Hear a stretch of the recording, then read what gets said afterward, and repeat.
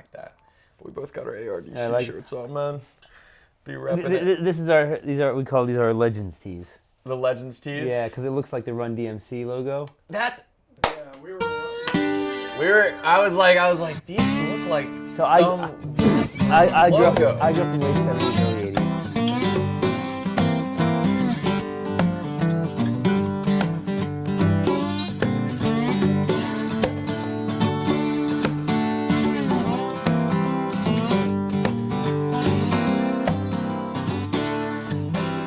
What's going on, everybody? My name is Martin Young. You're watching Get Wrecked. I'm here today with a very special guest. But before I introduce him, yes, we are wearing the exact same shirt. No, this was not planned. Yes, Aaron gave it to me. But hey, it shows up, it works out, we'll run with it. So without further ado, Aaron Fisher, how are we doing, man? Hey, good. How are you? Thanks for having us today. No, yeah, the pleasure is mine. I'm super excited to have you on today's show. Man, we'll hop right into it. Tell me a little bit about what we got going here, because this is not quite Run DMC with the logo. No. This is what we call ARDC. That's correct. Atlanta Rescue Dog Cafe. And I met you not too long ago, maybe a little bit less than a month. Your passion behind what you're doing and everything you've got going on, it was inspiring. You can just tell the second that you meet, this is you, and this is what you care about. This is what you love. And it's your passion. So, man, if you could hop right into it for us, that'd be great. So, thank you so much for the opportunity. I really appreciate it. Basically, Atlanta Rescue Dog Cafe is a humane education nonprofit. We don't take in, we don't adopt out animals. Our whole mission is through our humane education, our pet therapy, and our community building initiatives to teach people, and especially kids throughout the community, how to be safe and kind to animals, how not to get bitten, and then how we can responsibly care for pets in a way that prevents animals from ever entering shelters and thus becoming rescues in the first place. Before this, I had actually taught elementary school and both worked and volunteered in shelters for 12 years. And all my kids, 3rd through 5th grade, either loved animals, wanted to learn about them. I called every shelter, every rescue, and none of them had education programs. And I thought, we're missing an opportunity to develop that next generation of kind and caring, responsible, animal welfare advocates and pet owners. Or my kids had the opposite experience. They'd been bitten. Okay. Yeah. They were scared of dogs. They threw rocks at animals at the bus stop just to protect themselves. And I taught here in Southwest Atlanta. And unfortunately, a lot of dogs they'd walk by were chained up and would bark at them. And it really scared them. So I realized that if they weren't learning at home and they weren't learning at school, where were we otherwise going to break that cycle? Right. And so that kind of happened simultaneous to my both volunteering and then eventually working in animal shelters. And when I stepped back and thought about it really critically and very honestly, I realized that every shelter and every rescue kind of does some semblance of the same thing. We take in, we adopt out, we say help us save more animals. And to the public that means help us take in more, not help us keep more pets in homes, off the streets, and reduce our intake. Right. So that's kind of what inspired Atlanta Rescue Dog Cafe, which has now been in operation for about 4.5 years. One of the cool things that I think, in an innovative new way, you're trying to help bring that conversation to light and solve Right. that problem and be preventative so much more Right. than being reactive to a dog coming in. So elaborate a little bit on how you guys work to bring, push out that message and kind of actions that you take where you are teaching people about how to take care of dogs when you're either a child or when you're grown up. Right. So we thankfully have a tremendous amount of community support. We're really, really fortunate. We have about 100 total volunteers, 55 of whom are our certified therapy dog teams. The dogs that are part of our program are actually people's pets that they've gotten trained and certified/registered to be therapy dogs, Right. which means that they go out and bring joy and comfort to members of the public. So what we do is we partner with schools, boys and girls clubs, scout troops, libraries. We even go into homeless shelters. We bring our therapy teams in and we teach them how to safely approach dogs. One of the tools that we use for the real little kids, we have a program called Can I Pet Your Dog, where we bring in this great book called May I Pet Your Dog by Stephanie Kalmanson. And for children from 3 to 7 or 8 years old, we go in and as we're reading this book, the kids are sitting down in front of us and they're practicing coming up, interacting with our therapy dogs, asking, may I please pet your dog, learning to put their hand out first, why we don't put our face next to a strange dog's face, what to do if we see a stray, and how to responsibly care for pets. Because from my experience in working in shelters for as long as I did, one of the things that jumped out at me was so many animals would get returned or brought into the shelter for quote unquote not being kid friendly. Sure. When in fact that wasn't the case. It was just the child, got in the dog's face when it was eating, or the parents adopted the dog the night before and put it in bed with the kid for their first night sleepover. Sure. And the kid would have a nightmare, or the child would go to take the food away, the dog would snap, and then the dog would get returned to a shelter, or worse, let go. Right. At the end of the day, I mean, I talked about this, like when you see a dog, or when I see a dog, I mean, my first reaction is to go up and hug the thing. They're so cute. But as a kid, I maybe could comprehend and be able to analyze a situation, whereas like, I should probably not go and do that exact thing right now. Whereas a kid, you just see dog, you don't know those boundaries. It's a tug. It's there's no kind of, unless it's barking at you, like you said. But in general, just like in any circumstances, just all things equal. I mean, your first thought as a kid is like, I want to pet the dog. If you've had a good experience. If you haven't, true. It might be to run. Right. Or we've even had kids who, unfortunately, just freeze, and they literally tremor. They shake, and it's really heartbreaking to see that. We even work with teenagers, and this is through in Clarkston, Georgia, which has the highest population density of refugees of anywhere else in the country. So if someone has come here from Somalia, Sudan, Afghanistan, a country where dogs might not be kept as pets, all of a sudden they see a dog, they might think it's feral. Sure. Or we've worked with teenagers who are scared of dogs, and through our program, it's like their first time ever having a positive interaction with and petting a dog.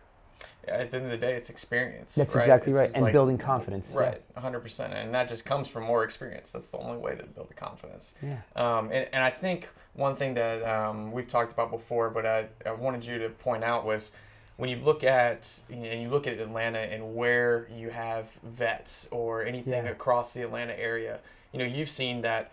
Obviously, there's been more veterinary, I guess what's the practices, clinics, yeah. On the upper side of Atlanta, where the underserved community, as far as like on the south side of Atlanta, you don't have as many, right? Which is where you might see more of the stray dogs, where they're not in home and they're out, in the open. That's exactly right, and we're not saying it's a cause and effect relationship, right? And we've done the research. One of our amazing interns, Isabel, did this tremendous research project for us that looked at all of Atlanta and basically found all the Googleable veterinary practices. And what we noticed was they skewed very heavily and disproportionately toward the northern parts of the city. We then broke down the map by zip code and then overlaid that with the number of vet practices that we were able to locate in each of those respective zip codes. We then added another layer to that, which was the median household income, right? And found that the number of vet practices dovetails almost perfectly with the median household income. So for example, like you were saying, if we're in a more affluent area that might have a median household income of $80,000 or more, sure, we see a lot more vet practices. If we're in the southwest of Atlanta, where it tends to be under $50,000 or $40,000 per year per household income, we see almost zero, and in some cases very, very few vet practices. And what we know is that the number of strays increases exponentially in some of those underserved areas by veterinarians, because a veterinarian doesn't just treat pets, they're also ideally a trusted source of education for the pet's parents, the humans. Right. And this is by no means an aspersion or disparagement of the vet care industry. What we are saying is that veterinarians come out of vet school with a lot of debt. What we need to do is find a way to incentivize veterinarians, especially young, hungry veterinarians, to set up clinics in these more underserved areas to hopefully provide more education to the families who want to take great care of their pets. Absolutely. And hopefully help teach and encourage some of the practices that keep the animals off the streets and out of shelters. For example, walking a dog on a leash, or making sure our pets are microchipped, wearing collar with ID at all times. That way, if heaven forbid your cat gets loose, someone can easily see the collar and say, oh, this is March's cat, I can return the cat to him. Yeah. As opposed to, it's a stray, just let it be. Just let it go. Right. And I think, a lot of that comes with people to say, hey, how do you make that work, right? I don't want you to dive in, you don't have to give me the full spiel, but I mean, what are some small things that you think, you're taking action on where you can go to city councils, or you could go to the city of Atlanta or something like that, for example? So most of what we do is working directly with the community. Right. So in the schools, in the libraries, the community centers, the Boys and Girls Clubs, because let's face it, adults are a lot harder to teach than children are. Children are much more impressionable. So by getting to the kids when they're young, they often bring that message home to their families. The other thing that we do is we work directly with pre-vet students throughout the whole country, and actual DVM, or Doctor of Veterinary Medicine, students throughout the whole country, and even in Canada. One of the unintended consequences of COVID for us was pre-coronavirus, our programs reached, on average, 500 participants a month in and around Atlanta. Everything was done in person. Once COVID hit, we kind of had to scramble, like so many organizations, businesses, nonprofits. We pivoted, started making our programs available virtually, and everyone was looking for some kind of virtual content. And geography didn't matter anymore. Yeah. So next thing we knew, we were being reached out to from Cal Berkeley's Pre-Vet Society, or Texas State University's Pre-Vet program, or the Tuskegee University's DVM program. And we were able to actually get this idea and these messages out directly to the young up-and-coming veterinarians. And by the way, the pattern that we found to be the case here in Atlanta, we've replicated those studies in Chicago, New York, and Philly, and one of our current interns is doing the same study for LA, and we're finding the exact same trends everywhere. So what we're trying to do with these veterinary schools is work directly with them to encourage them to either A, increase the number of students that they're taking in to serve more members of the community, because right now we're only producing as a country about 3,000 vets per year. But 70,000, or 70% rather, of all U.S. households have a pet. We're not producing veterinarians. There's a lot more dogs and cats and everything exactly like that right. Pets. And there are a lot of underserved areas, both Right. rural and urban. The other thing we're trying to do is encourage some schools to, just like with medical schools, offer either free tuition or subsidized tuition for students who want to come in, and get accepted to a DVM program, but don't have the money. That way they won't be saddled with debt to then be incentivized to set up a clinic in a very affluent area. Right. Now they can serve wherever the need is greatest and make the greatest impact. Right, because at the end of the day, somebody comes out with $160,000 worth of Sure. debt. It's you've got to make a decision for your life. That's exactly right. You've got to survive. 100%. So you got to go where you're able to get paid. But like you said, if you're able to work with these DVM, school programs that they've got, and be able to kind of subsidize or for free, be able to do that. I mean, that's awesome, and it's so true. And I think, like you said, almost everybody I know has a pet.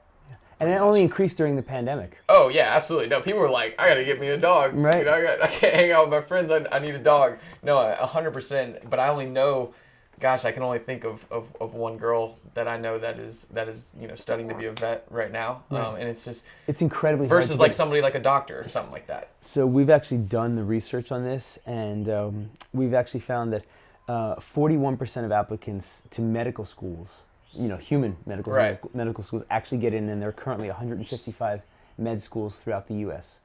Right now, there are only 33 veterinary schools, and the acceptance rate to vet schools nationwide is only 11.7%.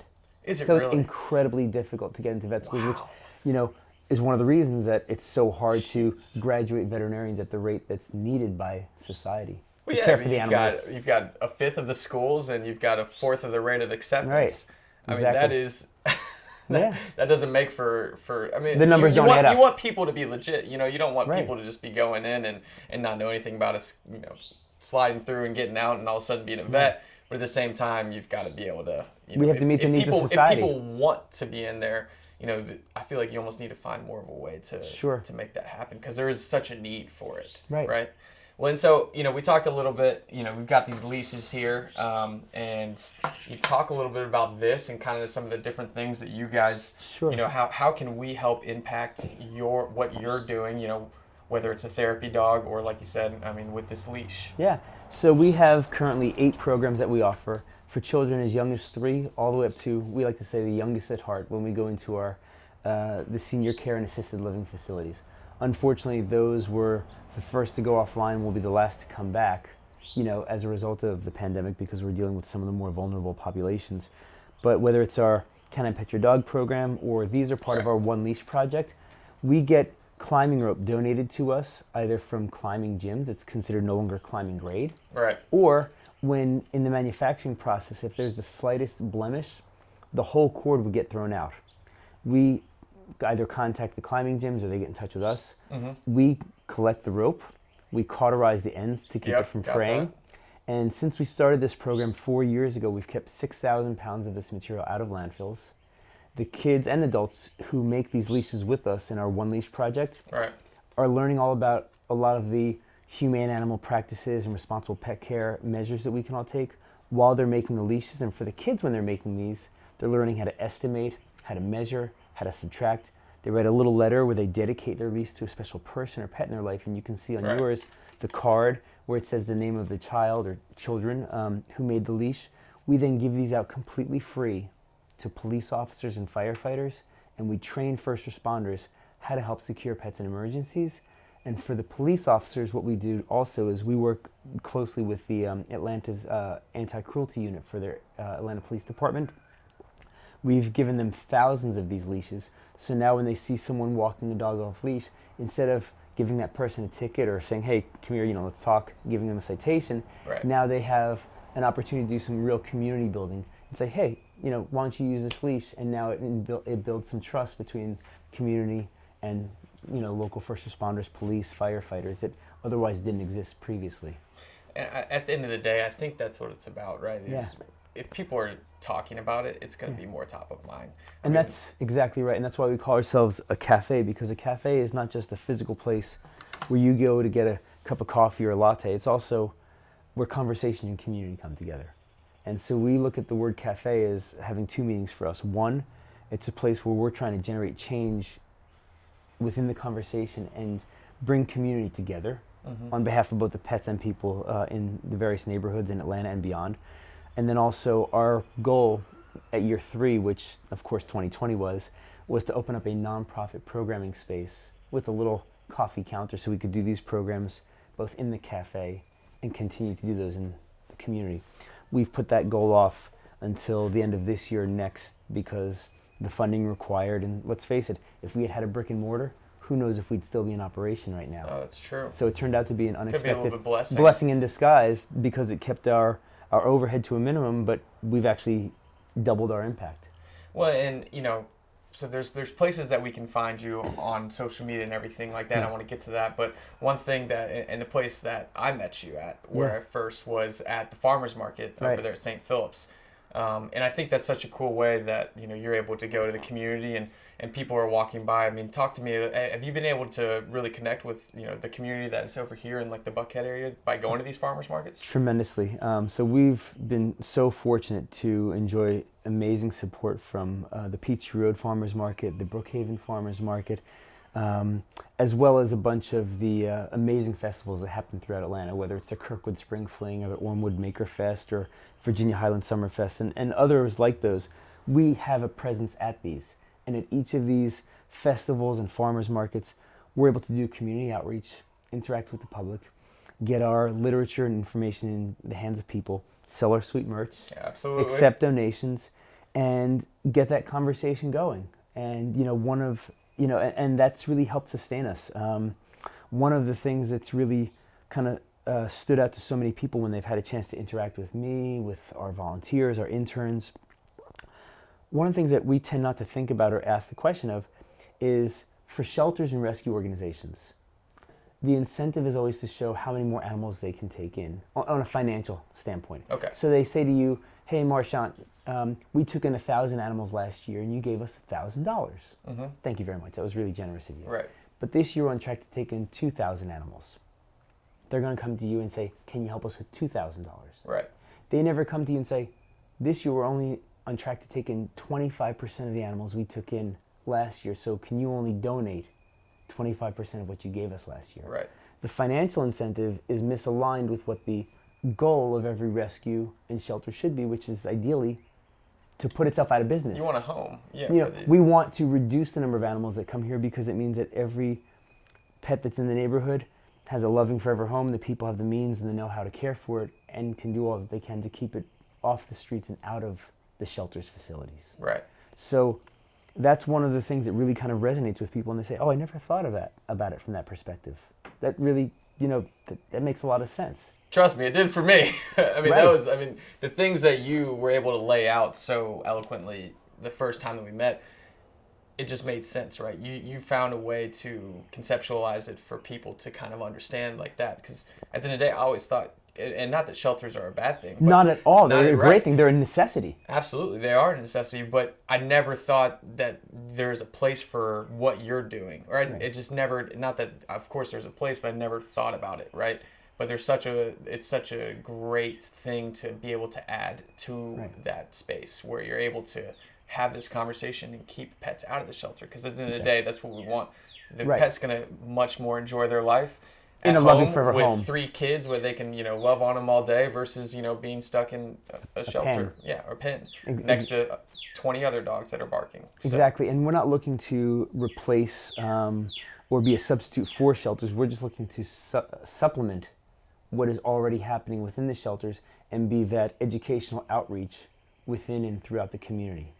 Well, look, I really appreciate you coming on and everything that you said. It's all awesome, and I want to get it out to my community and start spreading it as much as I can. And I know that you're already doing a fantastic job of it. And guys, if you want to see Aaron or come meet him, of course, you've been doing the Peachtree Road Farmers Market for a few weeks now. Are you going to continue doing it throughout this? Yeah, so we've been there for a few years now. We weren't there during COVID. We're back there and happily ensconced in our place there. And other than when we have weekend programs or the occasional festival, that's pretty much where people can find us on Saturdays. Absolutely. So Peachtree Road Farmers Market on Saturdays. And where can we find you on Instagram or Facebook or anything like that? We're at Atlanta Rescue Dog Cafe, and our website is therescuedogcafe.org. Guys, go check them out. What they're doing is unbelievable. And I know from the passion and everything that I can tell with Aaron, he's going to keep going forward, so come along for the ride. Aaron, I really appreciate everything. Thanks so much. Thank you. Awesome. Appreciate it. Boom. Time I hear it. I'm just like, that's just a totally new way to look at things. And it just clicked for me.